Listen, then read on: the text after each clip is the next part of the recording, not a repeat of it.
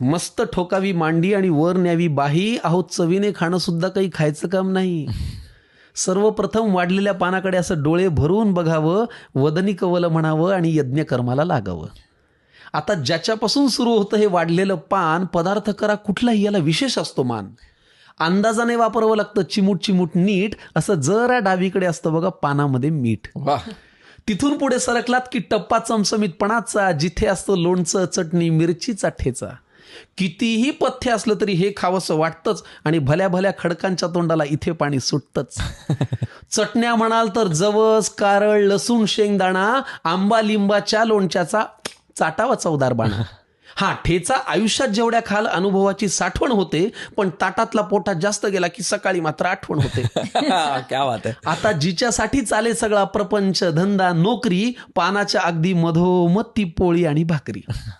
गोल गोल गरम गरम अशी आईनेच पानात वाढावी, पापुद्रा काढून आतली खमंग वाफ आपण काढावी.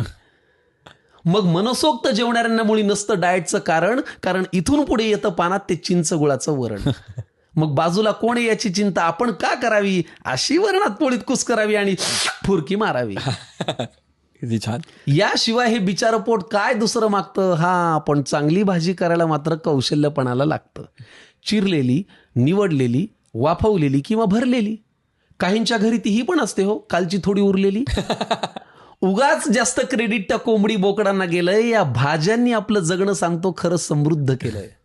चांदीच्या ताटातही शोभून दिसते मेथी, भेंडी आणि गवार. सोन्याचा चमचा असला तरी खाणार हेच, ठाकरे असो वा पवार. मग पुढे एकदा पोट भरलं की सुटतं हे अवघड जगण्याचं कोड. एकदा पोट भरलं की सुटतं हे अवघड जगण्याचं कोड. पण मन भरायला लागतं ना मंडळी या देहाला गोड. मग एवढं जेवणही राखावा बरं आग्रह करणाऱ्याचा मान, आणि चाटून पुसून स्वच्छ करावं ते वाढलेलं पान. मग ढेकर देऊन पलंगावरती देह टेकवावा थोडा, इतक्यात कुणीतरी आणून द्यावा लवंग खोचलेला विडा.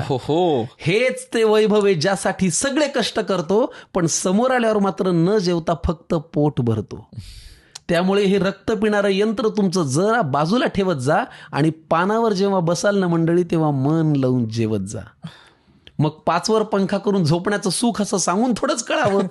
आणि असंच वाढलेलं पान देवा रोज सगळ्यांना मिळावं. असंच वाढलेलं पान देवा रोज सगळ्यांना मिळावं.